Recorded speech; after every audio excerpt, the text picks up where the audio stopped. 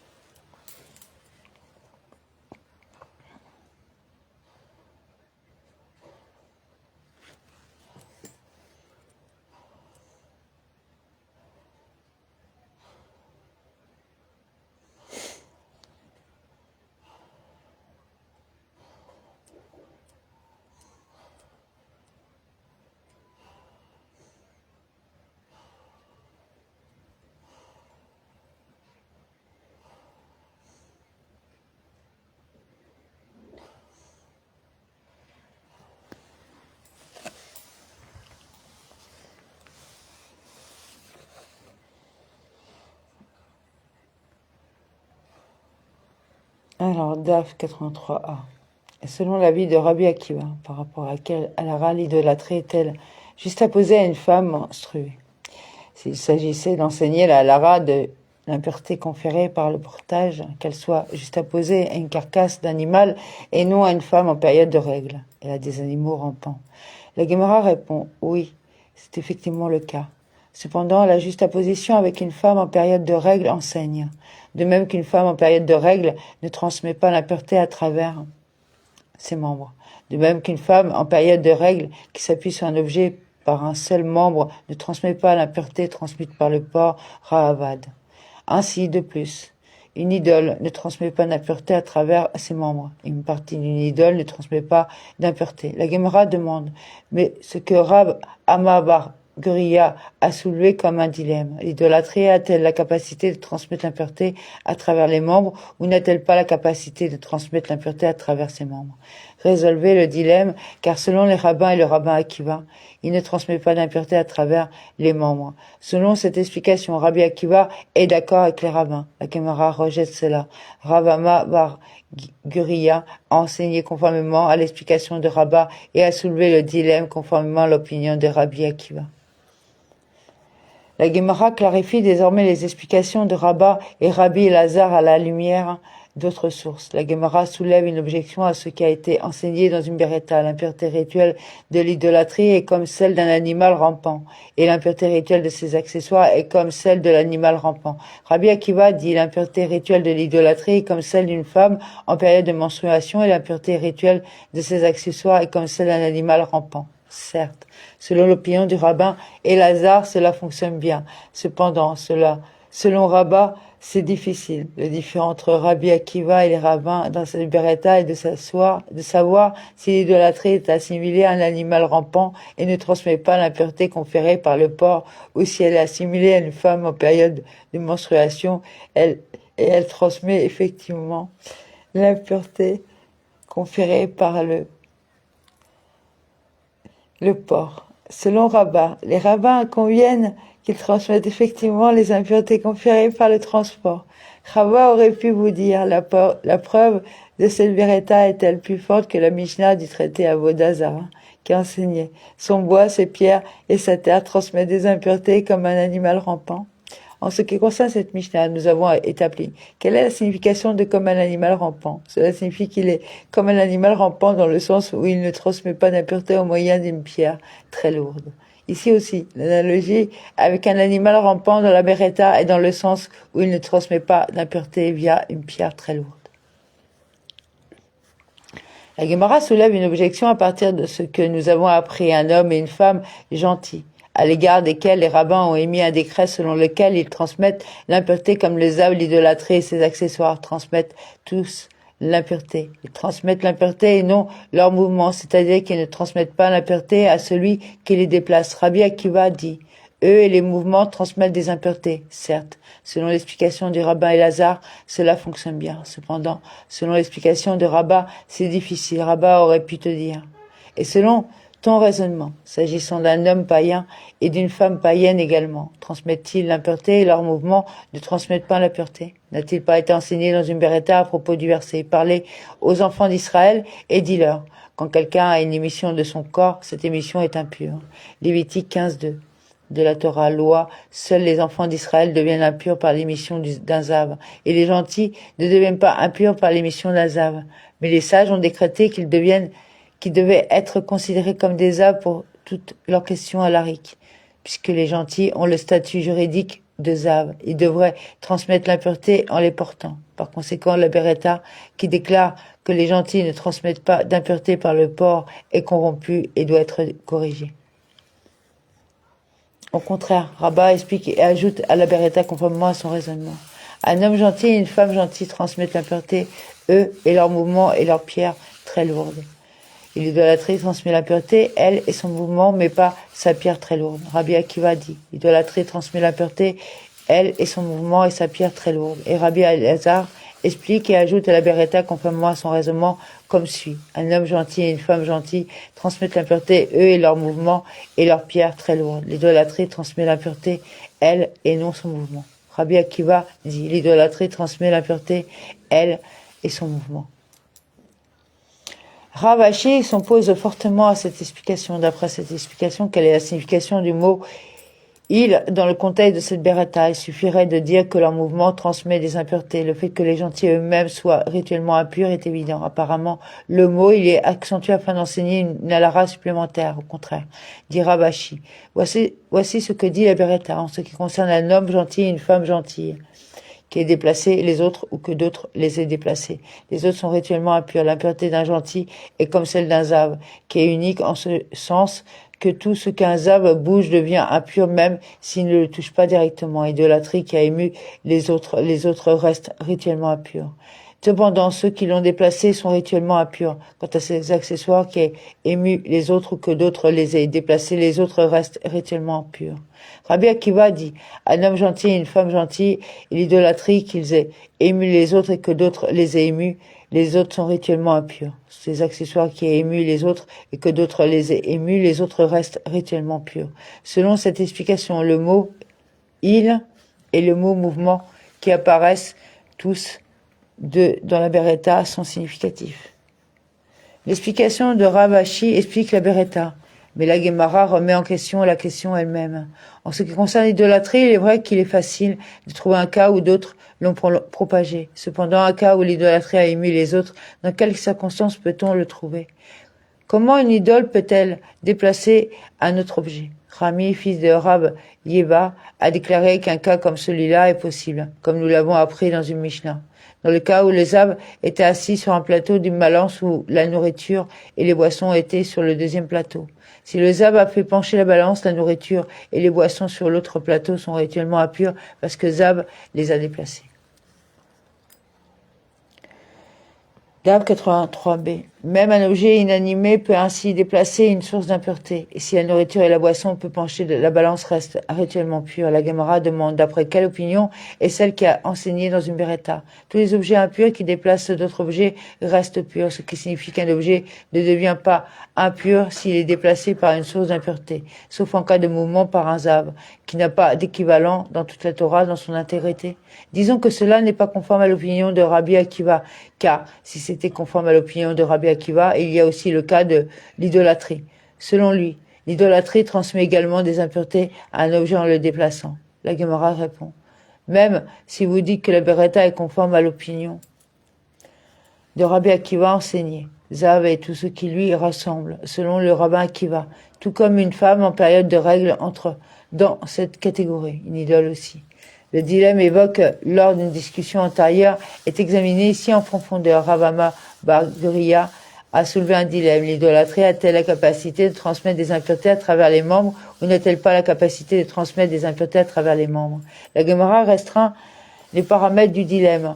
Dans une situation où une personne ordinaire non qualifiée peut lui redonner sa forme originale. Ne posez pas de dilemme car dans ce cas, il est certainement considéré comme attaché et n'est pas considéré comme cassé. Le cas où l'on pourrait soulever le dilemme est celui où une personne ordinaire non qualifiée ne peut pas le restaurer dans sa forme originale. Quelle est la décision dans ce cas? Les deux faces du dilemme sont les suivantes. Disons-nous que, puisqu'une personne ordinaire non qualifiée ne peut pas le restaurer, il est considéré comme cassé. Ou peut-être, disons-nous, qu'il lui manque rien. L'idolâtrie ne peut être annulée qu'en la brisant dans le cas où, par conséquent, elle est incomplète. Et certains soulèvent ce dilemme dans une autre direction sur la base de l'hypothèse différente. Dans une situation où une personne ordinaire non qualifiée ne peut pas lui redonner sa forme originale, ne soulevez pas le dilemme car dans ce cas, il est certainement considéré comme brisé. Le dilemme pourrait être soulevé dans une situation où une personne ordinaire non qualifiée peut lui redonner sa forme originale. Quelle est la décision dans ce cas? Les deux phases du dilemme sont les suivantes. Disons-nous que, puisqu'une personne ordinaire non qualifiée peut le restaurer, il est considéré comme attaché. Ou peut-être, disons-nous, qu'à l'heure actuelle, il est en morceaux et autorisé. Aucune solution n'a été trouvée pour l'une ou l'autre version de ce dilemme. Par conséquent, laissons le problème sans solution. Rav Ad Voy Bar Ami a soulevé un dilemme. Quelle est la lara concernant l'idolâtrie qui est inférieure à une olive en vrac? Rav Yosef s'y est fortement opposé. À quoi sert ce dilemme? Si vous dites que cela a été soulevé au sujet de l'interdiction de l'idolâtrie, que ce soit seulement comme Zébub, le Baal d'Écron, qui avait la taille et la forme du mouche, comme cela a été enseigné dans une beretta concernant le verset. Et ils firent de Baal Béri leur dieu. Juge 8.33. Les sages ont dit que cela faisait référence à Zébub, le bal des crayons. Ils enseignent que chacun a fabriqué une image de son Dieu et l'a placée dans sa poche. Lorsqu'il s'en souvint, il le sortit de sa poche, le serra dans ses bras et l'embrassa. Apparemment, même l'idolâtrie de la taille d'une mouche tombe sous le coup de l'interdiction de l'idolâtrie. Le dilemme est plutôt le suivant. Quelle est la halakha en ce qui concerne la question de la pureté? Les deux faces du dilemme sont les suivants. Puisqu'une idole est juste apposée à un animal rampant, tout comme un animal rampant transmet l'impureté lorsqu'il s'agit d'une lentille en vrac. De même, l'idolâtrie transmet l'impureté lorsqu'il s'agit d'une lentille en vrac. Ou peut-être que l'idolâtrie est juste apposée à un cadavre, et de même qu'un cadavre ne transmet l'impureté que lorsqu'il s'agit au moins d'une olive, de même l'idolâtrie ne transmet l'impureté que lorsqu'il s'agit au moins d'une olive. Rab Abia a dit, et certains disent que c'est Rabba Bar Ula qui a dit, venez entendre la résolution de ce dilemme à partir de ce qui est enseigné dans une beretta. L'idolâtrie qui est inférieure à une olive n'a aucune impureté, car elle a déclaré, et il sortit la Shéra de la maison de l'Éternel, en dehors de Jérusalem jusqu'au ruisseau de Cédron, et le brûla au ruisseau de Cédron, et le réduisit en poudre et jeta sa poudre sur les tombeaux des communes, peuples. 2 Rois 23.6. De même qu'un cadavre transmet des impuretés lorsqu'il s'agit d'une olive en vrac, de même l'idolâtrie transmet des impuretés lorsqu'il s'agit d'une olive en vrac. La Gemara pose maintenant une question générale, et selon les rabbins, par rapport à quelle halakha l'idolâtrie est-elle juste apposée à un animal rampant? La juxtaposition établit que, comme animal rampant, il ne transmet pas l'impureté par transport. La juxtaposition à une femme menstruée établit que, comme une femme menstruée, elle a la capacité de transmettre les impuretés à travers les membres. La juxtaposition à un cadavre établit qu'il ne transmet pas d'impureté lorsqu'il s'agit d'un vrac de lentilles. La Gemara suggère, disons que toutes ces juxtapositions viennent enseigner une rigueur en ce qui concerne quelle halakha la Torah a-t-elle juxtaposé l'idolâtrie à un animal rampant.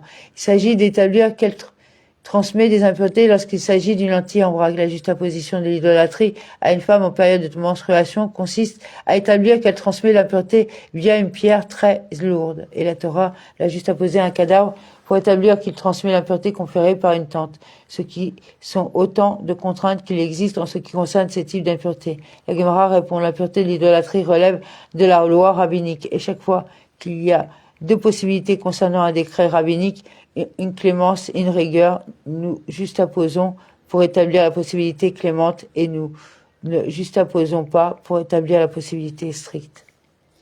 Mishnah, il s'agit d'une autre Mishnah qui s'écarte du sujet central de ce traité. Cela aussi est basé sur une allusion de la Bible. D'où vient-il que le vaisseau soit rituellement pur, dans le sens où il ne peut pas devenir impur? Comme il est dit, la voie d'un navire au milieu de la mer. Proverbe 30-19. Gemara, l'allusion de la Mishnah nécessite des éclaircissements. Le verset semble énoncer une évidence. Bien sûr, un navire est au milieu de la mer. Ce verset nous enseigne plutôt une allusion selon laquelle le statut juridique d'un bateau est comme celui de la mer. Tout comme la mer est rituellement pure, il ne peut pas devenir impur. De même, un bateau est rituellement pur, il ne peut pas devenir impur. Il est enseigné dans une beretta que Anania a dit. Cette halakha est dérivée de la halakha d'un sac, car l'impureté des récipients en bois est assimilée à l'impureté d'un sac. Tout comme un sac qui peut devenir rituellement impur et porté à la fois plein et vide. De même, tout objet transporté à la fois plein et vide peut devenir rituellement impur.